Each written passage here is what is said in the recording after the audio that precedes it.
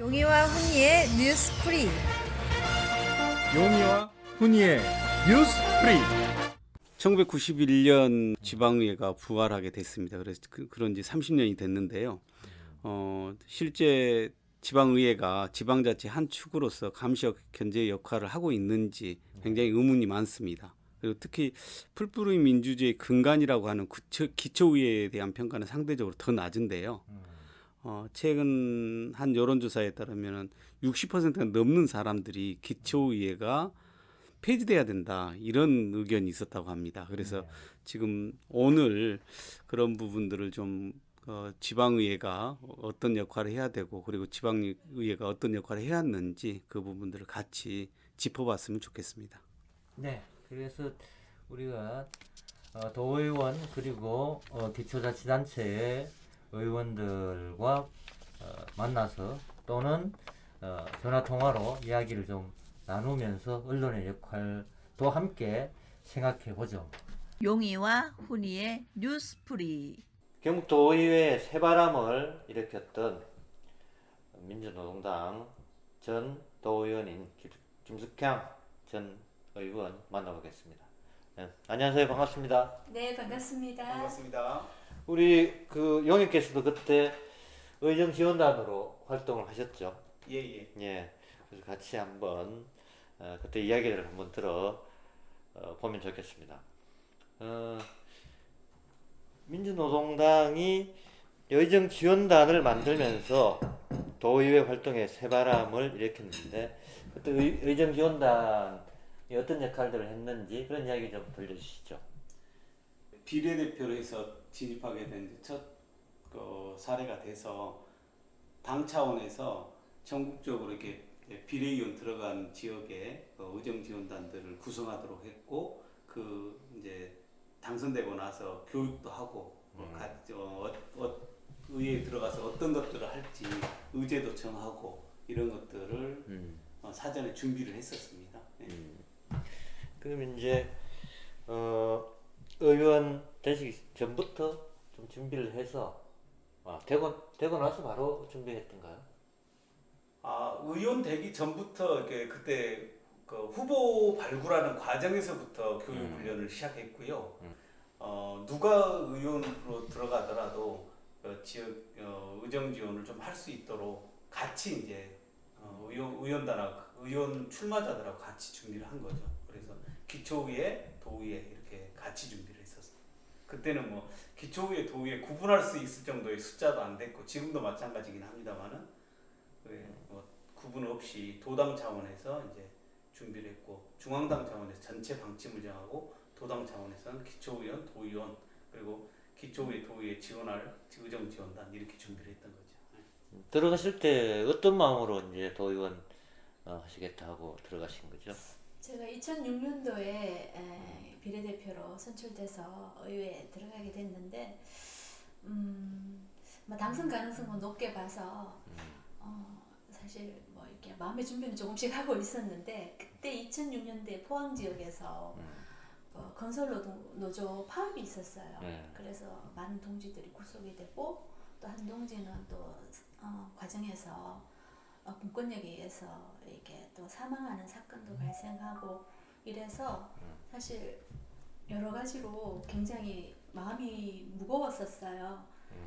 그리고 또 특히나 이게 도의회에 이게 진보정당이 처음 이렇게 진출하는 그런 좀 의미가 있어서 개인적으로는 굉장히 책임감이 컸어요. 이게 좀 무게감이 남다르게 있었고 저 나름대로는 절대 밀리지 않아야겠다. 그리고 그동안 뭐 노동 서민들이 주요 이렇게 관심사였던 내용들을 좀 의회에서 풀어나가야겠다. 그런 각오도 사실 남다르게 했던 부분이 있었던 것 같아요. 그래서 또 만만하게 보이지 않아야겠다. 뭐 그런 마음들도 좀 있었고. 도의회에 들어가셔가지고 뭐 어떤 성과랄까 뭔가 이뤄낸 것들도 많이 있으실 텐데 뭐 그런 사례들 생각나시는 대로 한번 얘기 좀 해주시죠.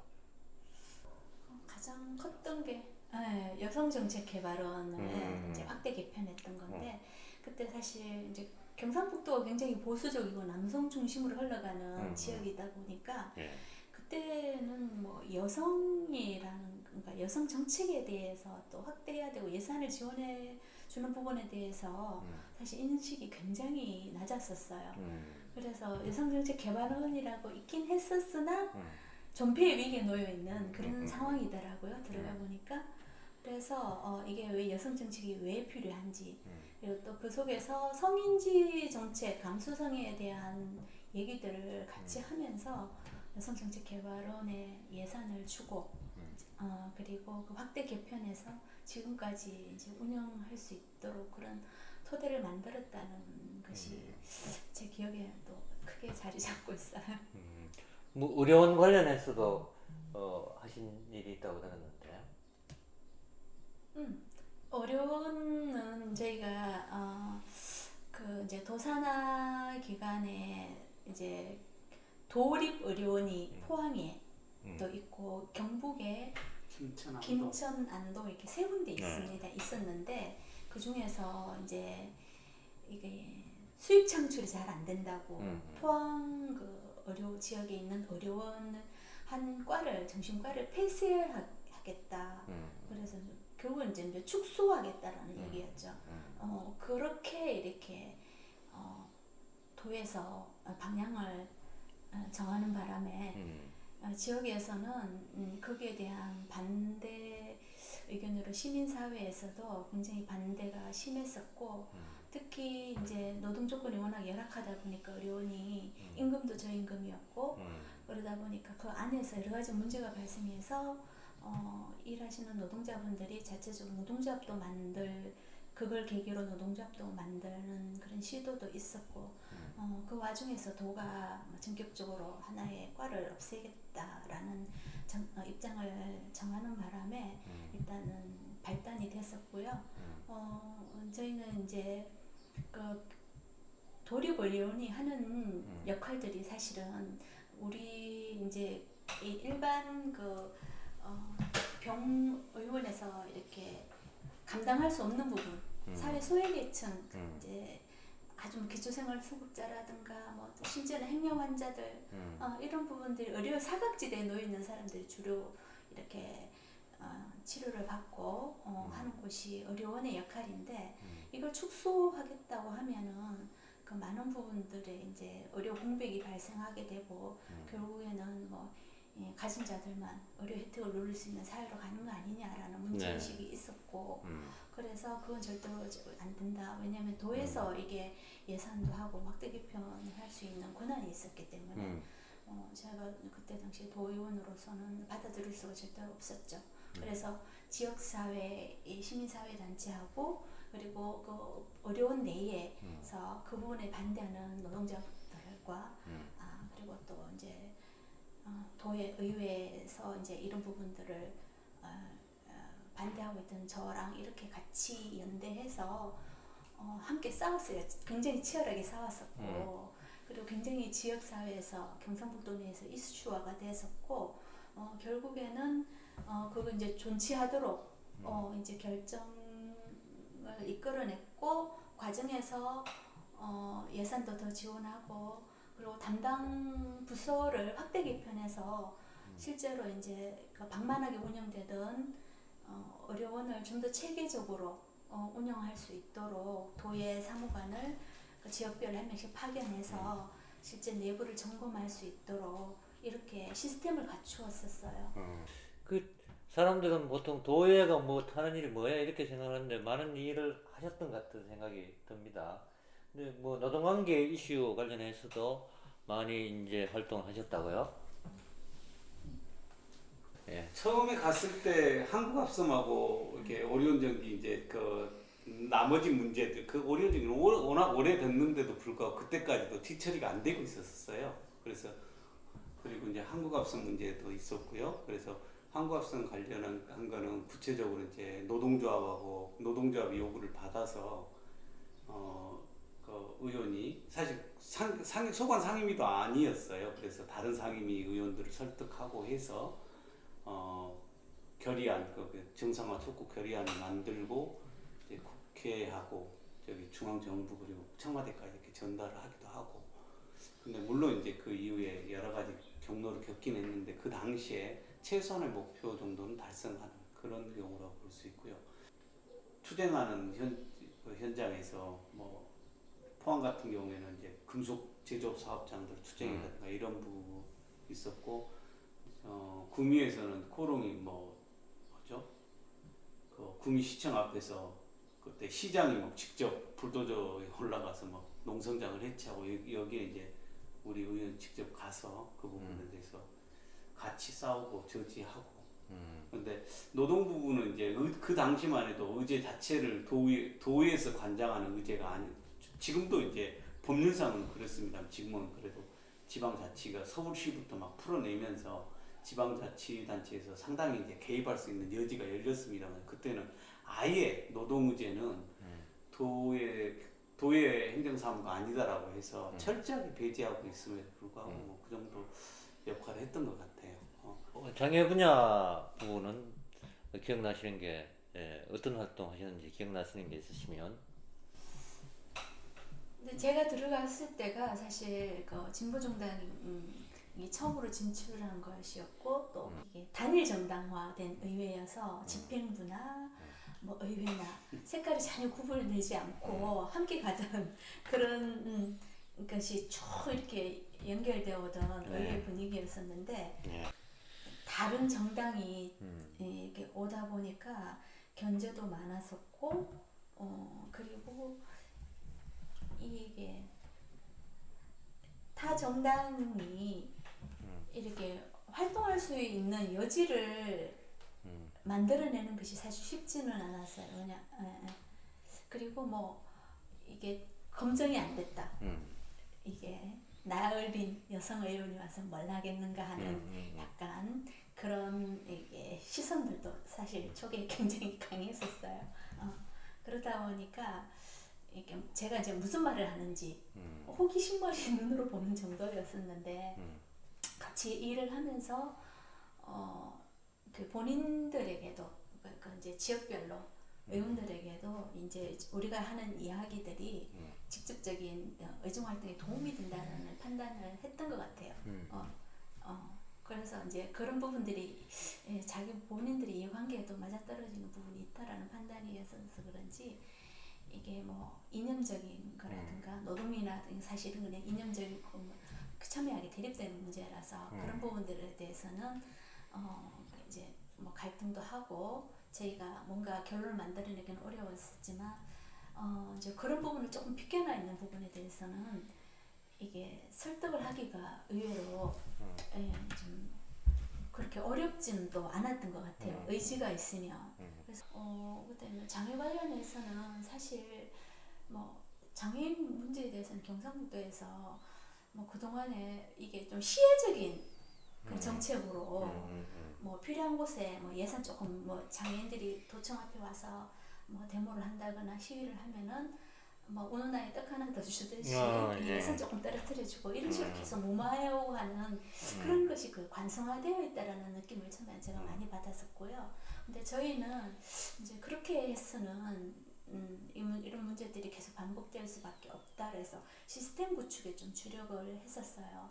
지역별로 돌면서 순회 간담회, 그 다음에 공청회 일을 해서, 그리고 그걸 의견을 모아서 조례로 가다듬어서 의원들을 설득해서 의회에 이제 조례를 통과시키고, 그 조례에 예산을 배정할 수 있는 근거를 만들어서 예산을 이제 투여하고 이렇게 해서 하는 과정을 나름대로는 좀 이렇게 이제 성공적이었다고 생각을 하고, 대표적인 게 장애인 자립생활 지원조례, 그리고 이제 행복재단도 있고 수화통역 관련한 지원도 있었고, 그 노령화 사회 제보되면서 가장 빠른 속도로 노령화가 진행되는 시도 중에 하나잖아요. 그래서 1, 2를 지금 다투고 있는 걸로 알고 있고, 근데 실제로 이렇게 그런 부분들을 뭐 이제 그 아이 키우기 좋은 좋은 도시 이렇게 사실은 가려고 하면은 뭐 애 한 명 나오면 돈 얼마 주겠다, 몇십만 원 주겠다라는 걸로는 안 되잖아요. 그렇죠. 그래 이미 그때도 이제 저희가 뭐 2030년, 2040년 이게 지나가면 경상북도에 인구가 어느 정도 감소한다든지 뭐 예를 들어서 경북 북부 지역에 뭐 군 단위, 시 단위의 같은 경우에 고령화 사회가 어느 정도 진행될 것이다라는 그 연구 데이터가 다 나와 있었어요. 그래서 그럼 이 부분에 대해서 그럼 우리는 어떤 대안을 만들 것인가, 준비를 할 것인가에 대한 논의가 좀 있었고, 그런 여러 가지 복합적인 문제들을 보육조례로 접근을 한 거죠. 저희는.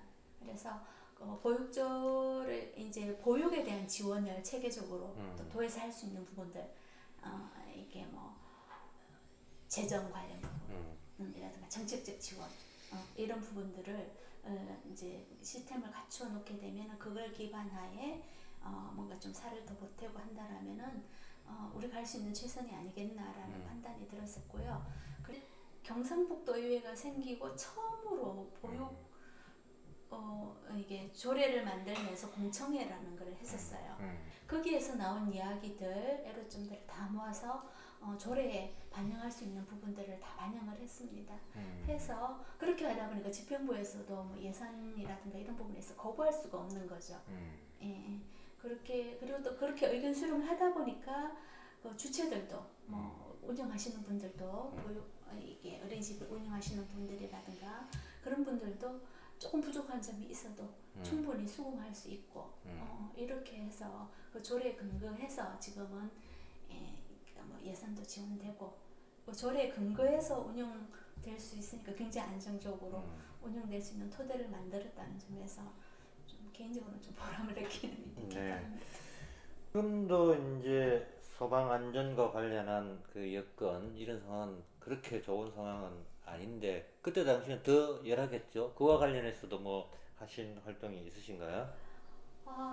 제가 현황 파악을 해보니까 그래서 이대로 가게 되면은 워낙 또 시설도 낳고 했고 그래서 이거 도민들의 생명과 안전에 직결되는 문제인데 이 부분들을 그냥 둬서는 안 되겠다라는 그런 판단이 들었고요. 이제 도정 질의하면서 이 부분들을 저희가 이거 치열했어요. 거론했었어요. 근데 이게 굉장히 그 부분에 대한 사무에 대한 중요성을 도에서는 좀 제가 봤을 때는 인식 정도가 굉장히 낮았고 또 예산이 이게 많이 투여되는 이 금액이 커요. 예를 들어서 뭐 고가 사다리나 장비 마련하고 난 그 자체가 금액 단위가 크기 때문에 그때 당시에는 딱 한 대 있었어요. 고가 사다리 같은 경우에 경북 동원에 한 대. 한 대 있었으니 저희가 얼마나 열악했는지 알 수 있는 부분이잖아요. 그래서 그때 이제 질의를 한다 하니까 도요에서는 집행부에서는 비상이 걸려서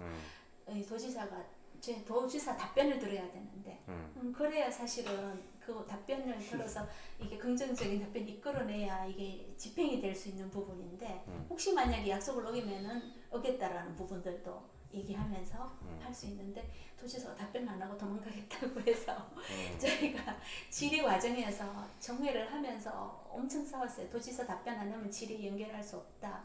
뭐 이런 게 신랑이들도 밀당을 굉장히 많이 했었고 저희가 그때 이제 이걸 추진하면서 저희한테 이제 우호적이었던 조건은 뭐였냐면은 도의회에서 처음으로 그때 당시 8대 저희가 도의회가 들어서면서 그 TV 생방송 생중계가 됐어요. 도정 질의 자체가 그때 처음 도입을 했거든요. 처음으로 생중계가 되니까 지역별로 관심 있는 분들이 굳이 도의에 오시지 않으셔도 지역에서 다 그걸 지켜보실 수가 있는 거예요. 특히나 이제 소방이면 소방에 관련된 분들이 관심이 굉장히 많을 거 아닙니까? 그렇죠. 이런 질의를 한다라는 것이 나갔기 때문에 다 지켜보고 도지사가 어떻게 답변을 하는지 본인도 이제 이 관심사 직결되는 문제니까 적어도 소방 관련된 분들은 다 보고 계시다라는 생각을 했었고요. 그러다 보니까 도지사가 더더군다나 이 답변서에 쓰지를 않으려고 했었어요. 부담을 많이 가지고 있다는 그렇죠. 거네요. 그리고 그래서 결국에는 오전 질의 못하고 답변 안 하려고 이렇게 하면은 도중 질의 거의 파행으로 갔었는데 이제 중재를 하고 이제 정회 시간에 서로 이렇게 합의를 해서 답변서는 무조건 써야 된다. 안 하면은 가만히 있지 않겠다는 협박도 좀 하고 도민들이 지켜보고 있다. 답변서 안 쓰는 것 자체만으로도 데미지가 클 거다. 이거 여기에서 도정 질의로 끝나지 않을 거다라는 그런 얘기들을 나눴었어요. 아마 끝나지 않을 거라고 생각을 했는지 답변을 했어요? 예, 답변서에 썼습니다. 써서 결국에는 현황에 대한 질의를 하고 한 대밖에 없는 그 낙후된 시설, 장비 문제 얘기와 그리고 특히나 이제 뭐 대도시에는 그나마 소방서가 이제 이렇게 좀 그나마 좀 이렇게 설치되어 있는데 북부 지역 같은 경우에는 거의 뭐 이렇게 관리가 안 되고 있는 그런 현실에 대한 질의도 있었고 그래서 그 부분들에 대해서 시설 확충 예산 지원하겠다 장비도 개선해서 특히 이제 대도시에 중심으로 뭐 고가사다리라든가 이런 장비 당장 지원하겠다 라는 답변을 이끌어내서 실제로 이제 그까지 집행되는 것까지 보고 저희가 나온 걸로 기억하고 있습니다. 경북이 보면 농업 인구가 많은 도 중에 하나죠. 그 농업 관련해서 그 활동하신 거 보면 선생님 그때 얘기하면 정말 드라마틱하죠. 네 말씀 좀 해주세요. 와 이게 아마 그때 이제 뭐 굉장히 여러 건이 있는데 이게 가장 기억이 남는 게 이제 우박 피해 관련한 건이었는데 청송 쪽에 그때 청송하고 그쪽 그 사과 농사가 한참 이제 이렇게 사과 농사가 네, 청송 상주 뭐 이렇게 북부 지역에 아주 굉장히 광범위하게 우박이 쏟아졌어요. 그래가지고 농민들이 뭐 당장 이제 이거 어떻게 하냐, 긴급 지원이라도 해달라고 이제 뭐 수백 명이 도에 왔죠. 그랬는데 도에서 그 당시에 내놓은 게 2억 몇천이었나 그렇게 아마 그걸로는 뭐 아무것도 할 수 있는 그냥 그거 뭐 관리 예산 정도 그게 치우는 예산도 채 안 되는 그 정도를 내놓은 거죠. 그래가지고 뭐 그날 굉장히 이제 장기간 대치라고 이런 과정에서 문제를 풀었던 거죠. 그 이야기는 네 그때 당시에 농민들이 사실 뭐 농사가 회생불능일 정도로 피해가 굉장히 컸었습니다. 우박이나 이런 자연재해로 피해가 왕왕 발생을 했는데 최대 규모였다고 저희가 알고 있고요. 그래서 사실은 뭐 지원을 하지 않으면은 다 이렇게 뭐 빚더미에 이렇게 놓이고 길거리로 안주할 수밖에 없다라는 그런 또 농민들의 절박함이 저희한테 또 전달이 됐었고요. 그래서 저희가 일단 현황 파악하고 현지 방문도 했었고 그리고 그 내용을 가지고 도 집행부와 이렇게 얘기를 했는데 그때 당시에 그 담당 부서가 제가 있던 그 상임위에 관할 부서가 아니었어요. 아니어서 이 문제를 풀긴 해야겠는데 도에서 내는 그 뭐 지원책이라 하는 것이 사실 뭐 엄바로 오줌 누기도 아니고 턱없이 부족했기 때문에 예산이라고 하기에도 좀 부끄러울 정도의 그런 그 예산이어서 담당 그 상임위를 찾아가서 상임위원장과 면담을 하고 또 그쪽 관련된 그 정문현실의 그 공무원들과도 협의를 좀 했습니다.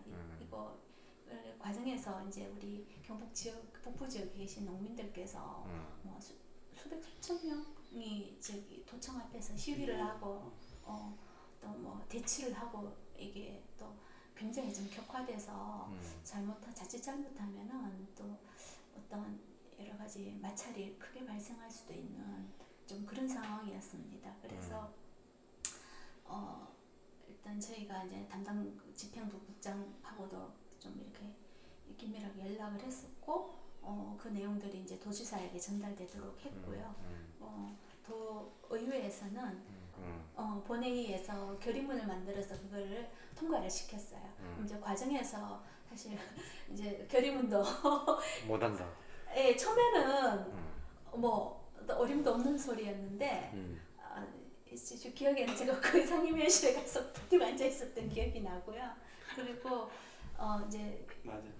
관련된 이제 이게 농민들이 앞에 와서 시위도 하고 이게 직결된 문제이다 보니까 본인들도 이후에 표하고도 연결되는 부분들도 밀접하게 또 관련돼 있다 보니까 마냥 이거를 거부할 수는 의회 입장에서는 거부할 수 없는 입장이었고 집행부는 뭐 의회에서 왜 우리가 이 농민들의 문제를 우리가 이게 지원한다 못한다라고 결정을 못한다라고 결정을 해서 의회가 민의를 좀 전달하고 담아내는 기관인데 그렇게 해서 농민들과 처워질 것인가의 문제들에 대해서 굉장히 토론을 많이 했었고요.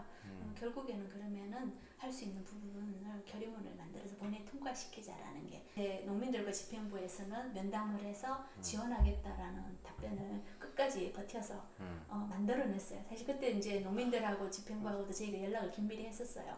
오늘 물러서면 다시는 기회가 안 온다. 무조건 답변 들고 받고 나가야 된다. 버티십시오.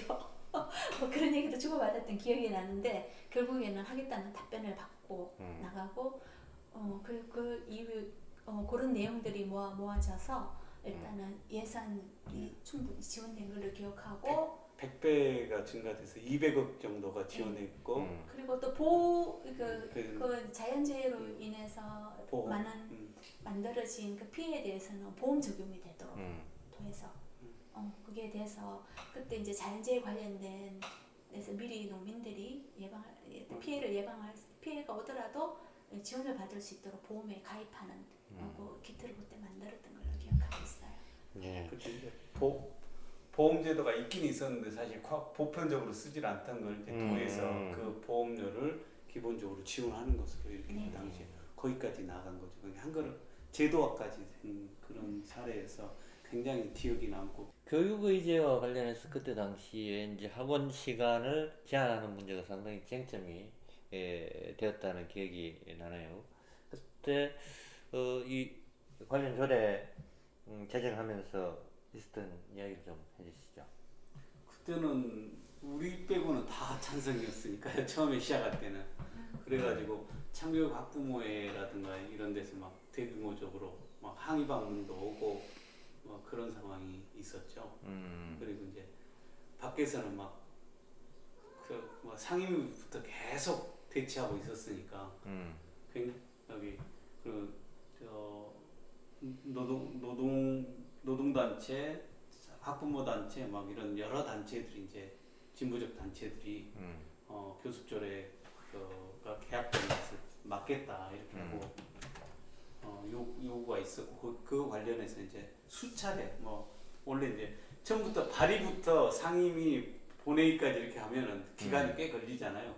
그 기간 내내 거의 그 전 상임 그 전 회기 때부터 그 다음 회기 때까지 대치했던 그런 기억이 납니다.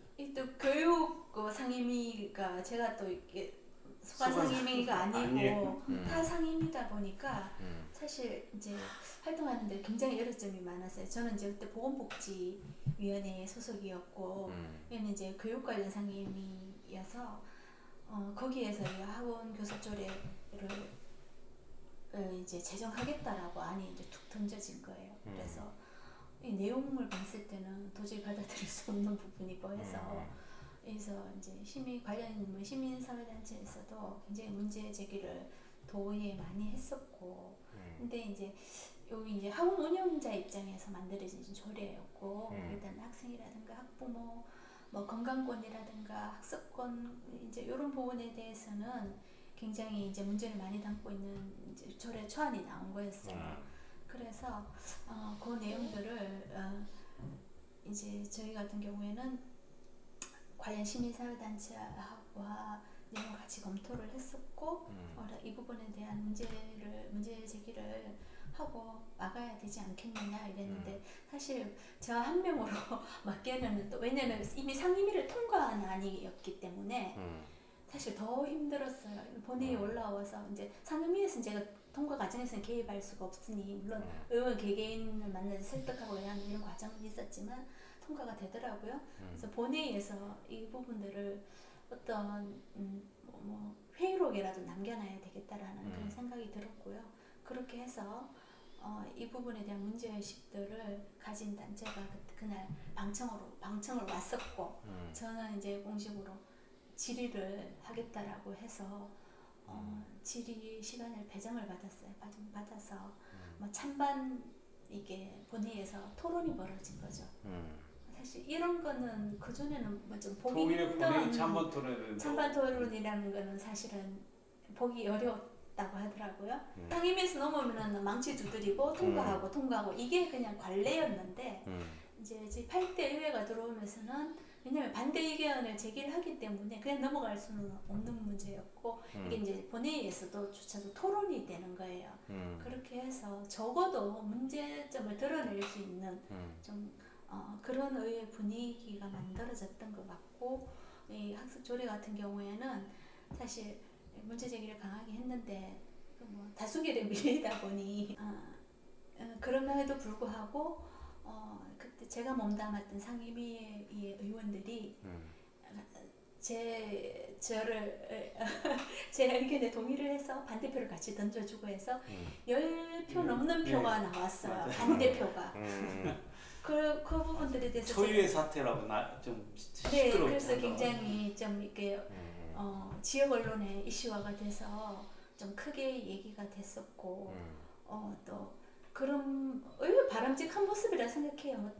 막지는 못했지만 논쟁을 하고 토론을 하고 문제점을 드러내고 그 본회의에서 그리고 또 시민사회 목소리가 어떤지 또 의원의 목소리를 통해서 전달을 해내고 그것들을 또 TV라든가 매스컴을 통해서 지역사회에 전달이 되고 이렇게 하면서 뭐랄까 좀 피드백이 되고 그래서 도의회 활동에 관심도를 조금 더 모아내는 좀 그런 계기도 됐었고 했던 것 같습니다. 예, 의원 한 명밖에 없는 소수 정당 출신 이제 의원으로서 다양하게 열정적인 활동을 할 수 있었던 이유가 이제 보면 시민사회 단체나 노동단체하고 함께 연계해서 활동했기 때문이라는 생각이 좀 들어요. 지금 도의원들이 과연 그렇게 연계해서 활동하고 있는지 제가 의심이 좀 들기도 한데 그런 점에서 이제 지금 현재 도의원 또 앞으로 도의원 되실 분들이 이런 시민사회 단체와 어떻게 연계하고 활동하는 것이 바람직한지 뭐 그런 말씀 좀 해주시죠. 사실 그렇게 활동할 수 있었던 건 말씀하신 것처럼 시민사회단체와 좀 개혁적이고 진보적인 단체들과 긴밀하게 협의하고 같이 이렇게 만들어내는 과정들이 좀 시너지 효과가 컸던 것과 하나와 또 그때 당시 민주노동당에서 의정지원단을 만들어서 같이 고민하고 문제를 풀어나갔던 그런 방향이 굉장히 저는 주요했다고 생각하고 사실 제가 혼자 만약에 단일 정당의 의회에 던져졌었으면은 사실 뭐 이게 동력이 붙었겠나 많이 외로웠을 것 같고 실제로 이제 굉장히 의지가 되고 의정지원단이 있음으로 인해서 그리고 좀 이렇게 힘들 때 많이 제가 좀 기댈 수 있었던 부분들이 있어서 4년을 버텨왔었던 것 같습니다. 그 타 의원 같은 경우에도 저한테 그런 얘기를 했었어요. 제가 이제 지원을 받아서 의정지원단이라는 이름으로 우리는 이렇게 민주노동당 그때 당시 이렇게 하고 있습니다라고 하니까 굉장히 부러워했었거든요. 그래 그 지원해주는 사람 한 명, 정책부장관 한 명만 있어도 이게 훨씬 더 이렇게 좀 이렇게 다양한 일을 할 수가 있고 또 수준 높은 의정 활동을 좀 할 수 있지 않겠나라고 그렇게 얘기하시는 분들도 계셨어요. 지금도 보면은 양당이 지금 거대 정당, 집권당과 야당 이렇게 양당 체제로 도의회 구성돼서 운영되는 걸로 알고 있는데 크게 보면은 보수 정당이라는 틀에서 벗어나지 못한 양당이어서 도정에서 뭐 도에서 뭘 하는지 특히나 도의회에서 뭘 하는지 관심도가 지금 많이 떨어져 있지 않습니까? 이해관계 그렇죠. 당사자들 네. 위에는 사실 관심을 갖지 않는 것이 지금 현실인데 좀 진보 정당이라든가 진보적인 생각을 가진 사람들이 좀 더 이렇게 진축을 해서 많은 부분 의제화 시켜내고 좀 노동자 서민들에게 밀접한 그런 정책들 그 내용들을 좀 의정 활동 속에서 좀 풀어내주는 것이 필요하다라고 그런 생각이 듭니다. 네. 언론이 도정에 대한 보도한 내용 한번 보셨죠? 예. 뭐 몇 가지만 얘기를 좀 해주시죠. 저는 이제 올해가 의회가 만들어진 30년이니까 30년 관련한 기사를 중심으로 좀 봤는데요. 예. 좀 주목해서 봤던 것은 영남일보예요. 영남일보에서는 대구경북 지방자치 30년 관련한 여론조사를 해서 그 여론조사 결과를 발표를 했어요. 그래서 심지어 거기에 내용 중에는 10명 중에 1명은 아직도 지방 의회가 구성되어 있는 것을 잘 모른다. 뭐 하는지도 이렇게 모른다. 예. 그렇게 해서 좀 충격적인 내용도 있었지만 그럼에도 불구하고 아직까지 그 지방의회에 대한 신뢰도가 낮다는 답변이 굉장히 높았어요. 높게 나타났고 그래서 영남일보 같은 경우는 그런 부분을 중심으로 해서 좀 촘촘하게 사설까지 다루고 있는 것 같고 매일신문이나 경북일보, 경북매일도 이제 다 그렇게 있는데 경북매일 같은 경우가 또 내용을 좀 다루게 있는데요. 지방자치 이제 경북매일이 지방자치 부활 30년이 됐는데 아직도 국토 불균형의 벽을 좀 넘지 못하고 있다라든가 또 지방자치와 같은 과실을 저기 도민들과 좀 나눠야 되는데 그렇지 못하다는 기사들 이런 것들을 좀 꼼꼼히 좀 다루고 있고요. 부산에서 있었죠. 부산에서 있었던 그 지방의 행정 박람회 개최 이런 내용들까지도 이제 잘 다루고 있고 뭐 사설이나 오피니언 여기 매일신문 같은 경우는 오피니언을 통해 글을 통해서 이제 지방자치에 대해서 이제 비판적인 기사들을 실었더라고요. 근데 안타깝게도 그런 30년 관련한 비판적 지방에 대한 평가 이런 것들도 이제 적절하고 또 잘한 부분 잘했다고 하기도 합니다만은 그동안 그러면 그 지역 언론들이 지방의회를 그렇게 꼼꼼하게 감시해 오고 또 지방의회 내부 흐름들을 좀 지역민에 충분히 알렸는가 그런 부분에서는 좀 다소 아쉬움이 크다. 도의원과 언론의 이제 도정 감시와 관련한 역할에 대해서 뭐 생각하시는 게 있다면 그 말씀 듣고 마무리할까요? 진보와 보수의 문제가 아니라 삶의 문제로 접근하게 되면은 지역의 언론들이 보수 일색이지 않습니까? 네.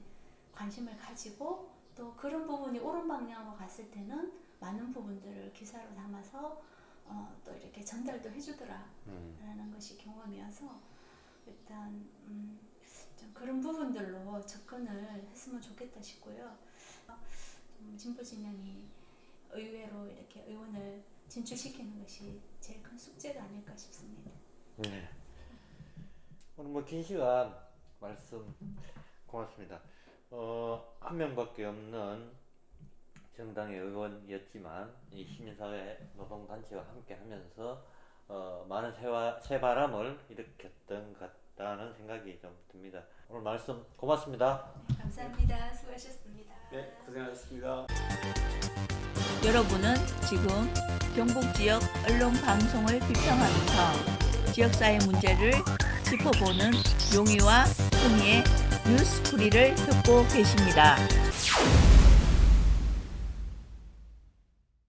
지방의회 30주년을 맞았습니다. 이 30주년을 맞아서 경북도의회의 바람직한 방향을 찾아보기 위해서 임미애 경북도 의원 만나서 이야기 나눠보겠습니다. 의원님 안녕하세요. 네, 안녕하세요. 네. 음. 지금 이제 도의회가 2019년부터 교섭단체가 구성이 됐잖아요. 네네. 그리고 교섭단체 구성되고 나서 어떤 의회 운영에 관한 내용 달라진 점이 있나요? 음, 그전에 교섭단체 구성에 관한 조례를 2018년도 저희 11대 의회 시작하면서 준비를 해서, 네, 어, 처음으로 이제 이 부분에 대해서 논의를 시작했었는데요. 네, 실제로 이 교섭단체가 구성된 게 처음이어서 음, 그 조례상의 그 기능이나 역할을 명시는 해놨지만, 네, 이게 운영의 경험이 없다 보니 실제로 교섭단체가 교섭단체로서의 이 역할을 충분히 했느냐라고 얘기를 하면 그렇지는 못하다라고 말씀드릴 수 있어요. 아직 음, 크게 달라진 건 없네요. 그렇죠. 여전히 음, 그 모든 그러니까 이 의장단이 다 이 국내임 소속이다 보니까 네, 뭐 자기들끼리 논의하면 다 되는 거죠. 그리고 거기서도 음, 사실 원내대표의 의미가 그렇게 크지가 않아요.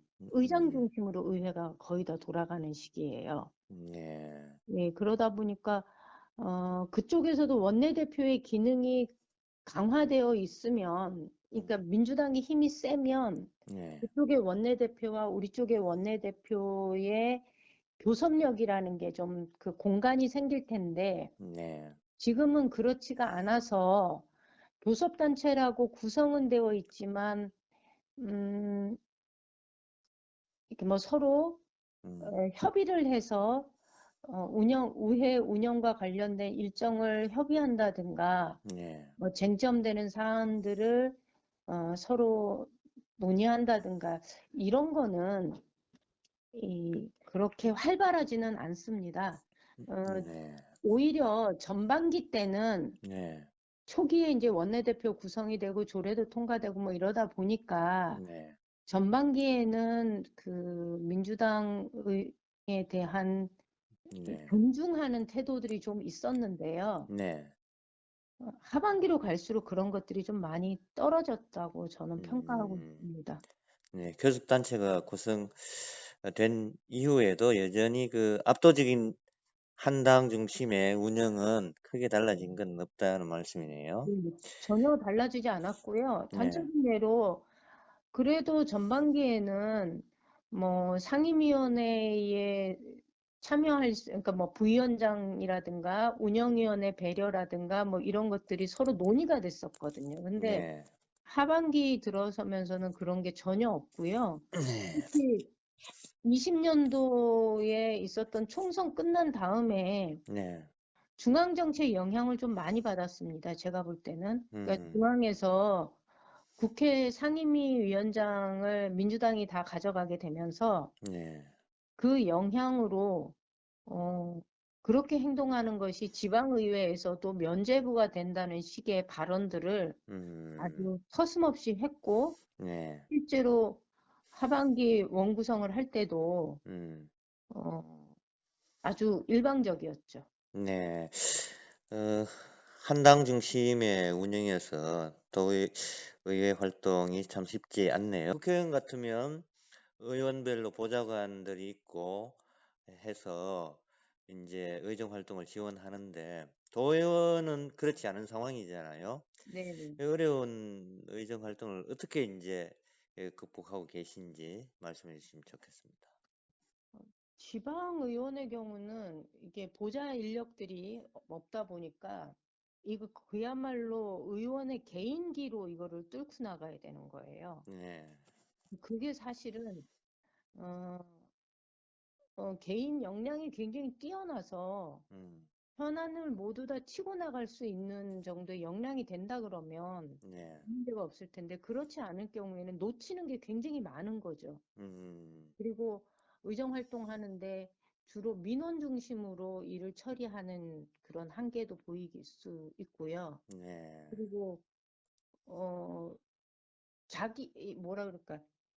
자기가 관심 갖는 거 이외에는 다른 일에 어떤 뭐 또 다른 분야로 관심을 확대한다든가 이러는 게 사실 좀 어려움이 많습니다. 그래서 음, 이번에 지방자치법 개정되면서 네.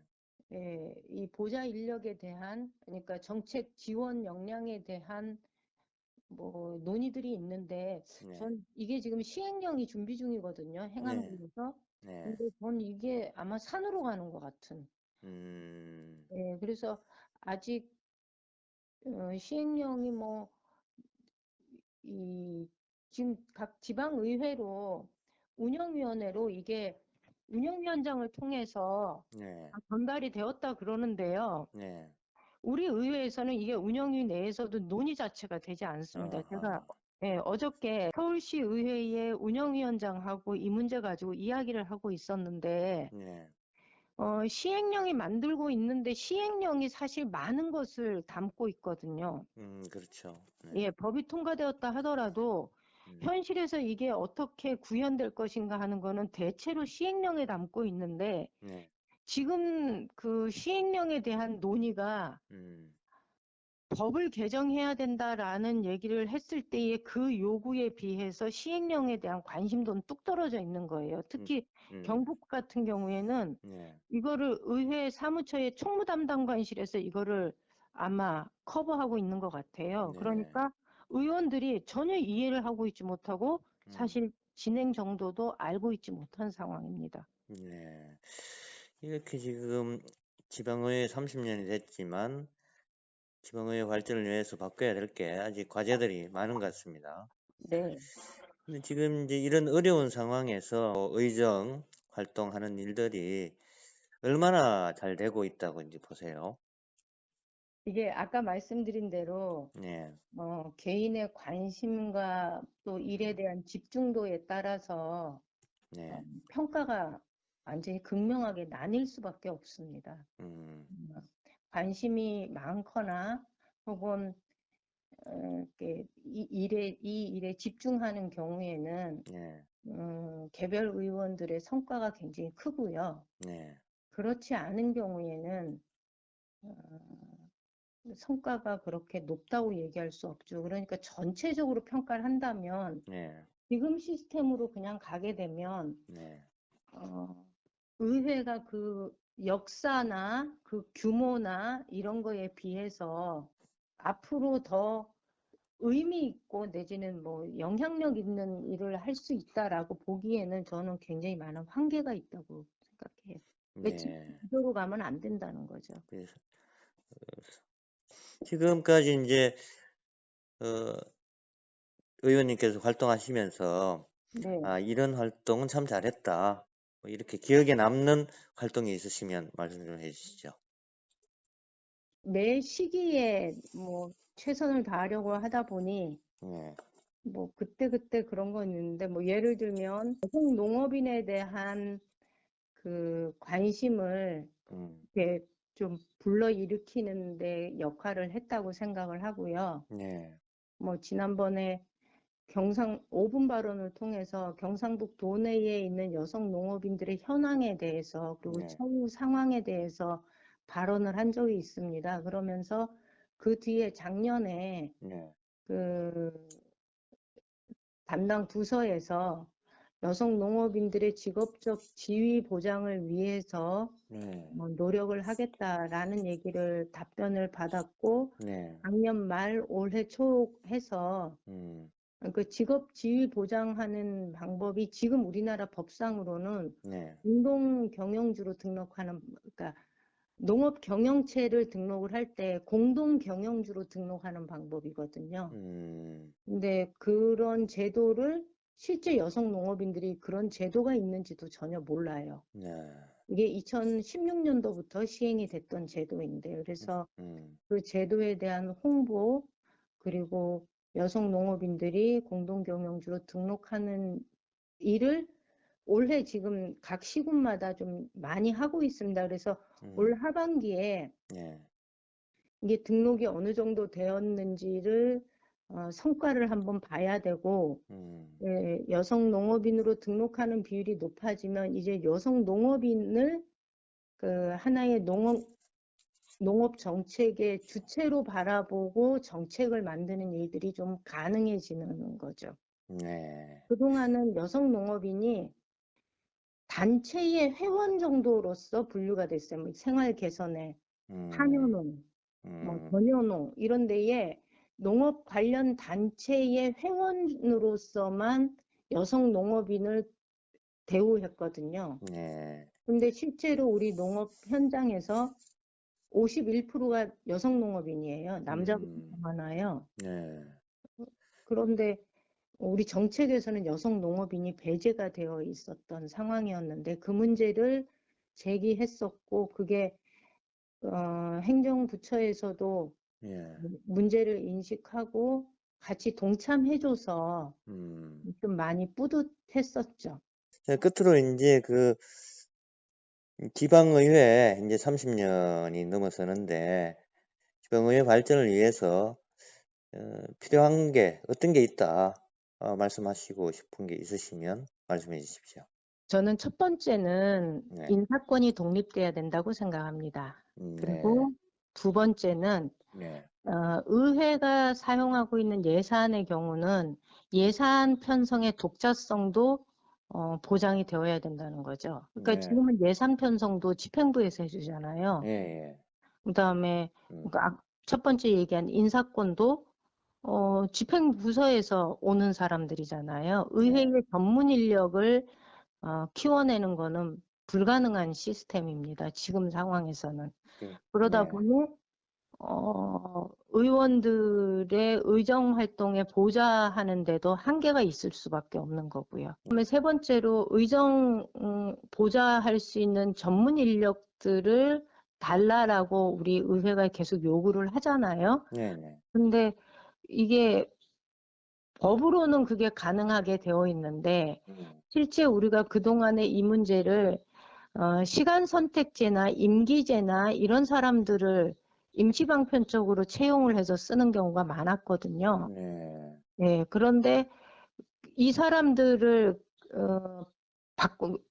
이 사람들을 그 정책 지원 전문 인력으로 전환한다는 거예요. 그러니까 이거를 그대로 두고서 인원을 이 숫자로 채우겠다 이 소리거든요. 지금 시행령에서는. 이렇게 되면은 네. 실제로 법은 바뀌었지만 정책을 전문적으로 지원해주는 인력에 전혀 변화가 없는 거죠. 그건 네. 말로만 되는 거지 실제로 채워지지 않는 거여서 이 문제도 해결이 되어야 된다고 생각합니다. 네. 아니 이제 민주당의 경북 도당 차원에서는 뭐 의정 지원하는 인력이랄까 뭐 이런 거는 구성이 지금 안 되어 있는 모양이죠. 안 되어 있습니다. 도당 차원의 구성도 한번 또 검토를 한번 해봐야 되겠네요. 그렇죠. 이게 우리 민주당도 안 되어 있지만 제가 볼 때는 국민의힘 도당도 안 되어 있어요. 그렇죠. 예. 예. 그러니까 이거는 시도당이면서도 이게 되게 중요한 지적을 지금 하신 건데요. 네. 시도당 정당위원회 정당은 지역 정치에 1차적인 관심을 가지고 일을 해야 되는 거잖아요. 그렇죠. 그런데 실제로 시도당이 지역 정치에 관심보다는 중앙 정치에 관심을 더 많이 갖고 있다는 게 여기서 드러나는 거죠. 지방 의회의 인력을 그러니까 지방 의회의 의원들을 지원해 줄 수 있는 인력을 아무 데서도 뭐 키워야 된다든가 뭐 지원해야 된다든가 이런 생각들을 안 갖고 있어요. 그거는 우리 정당이 가지고 있는 문제점이라고 생각해요. 네, 그래요. 이 정부 차원의 제도적 개선도 필요하고 네. 또 정당 차원에서도 그 개선도 필요하다는 이런 생각이 네. 예, 드네요. 네. 오늘 뭐 여러 가지 좋은 말씀 고맙습니다. 예, 고맙습니다. 네, 고맙습니다. 네. 네, 뉴스프리가 김숙향 전 경북도 의원과 임미애 현 경북도 의원 두 분을 만나봤습니다. 벌써 이렇게 10년이 지난 상황에서 네. 도의회 의정 지원했던 그런 기억들을 한번 떠올려 봤는데요. 네. 지금 도의회가 구성돼 있고 광역 단위의 그 의회들이 있습니다만은 의원들이 개개인으로 이렇게 활동을 하고 있단 말이죠. 네. 근데 그 당시에 2006년에 도의회 의정 지원을 들어갈 당시에는 민주노동당 차원에서 공식적으로 이렇게 의정 지원단을 구성하고 시민사회하고 어떻게 네트워크할 것인가 그 역할을 부여하면서 이제 의정 지원을 시작했단 말이죠. 네. 그래서 그 경험들을 살려서 이제 같이 해왔는데요. 그 이후에 그런 그 연속성이 없어지고 진보 정당이든 아니면 기성 정당은 더더군다나 그런 부분을 하지 않았습니다. 그래서 그런 부분들이 지금이라도 다시 당 차원에서 특히 뭐 기성 정당들 큰 정당들 같은 경우는 충분히 그런 부분을 해낼 수 있는데도 하지 않고 그냥 의원의 개개인의 역량에 맡겨두고 있다 보니까 네. 지금 그 의회가 가지고 있는 본질적 기능, 도정에 대한 감시 그리고 시민 사회하고 연계를 통한 조례제정 기능. 그래서 대부분 집행부가 발의하는 조례를 그냥 의결해주는 그런 기능으로 지금 많이 떨어져 있고 네. 더더군다나 도는 또 우리 경북도는 각 시군하고 또 멀어져 있다 보니까 시민 사회하고 연계하는 그 망은 매우 느슨해져 있는 그런 상태인 것 같습니다. 그래서 그런 부분들이 개선되기 위해서는 지금이라도 그런 다양한 보완 장치들 그리고 의정 지원 장치들이 마련되고 시민 사회가 함께할 수 있는 그런 구조들을 짜내지 않으면 크게 이렇게 변화를 만들어내기 어렵다고 봅니다. 네, 그렇죠.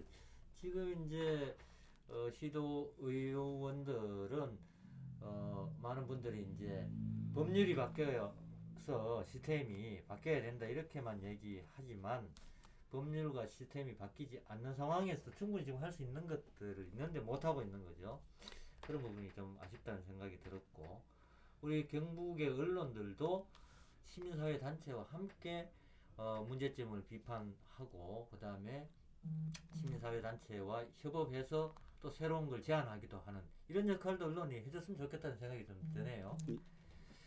예, 이렇게 지방의회 30년 일부 도의회 편을 마치겠습니다. 예, 일부 수고하셨습니다. 예, 고생하셨습니다.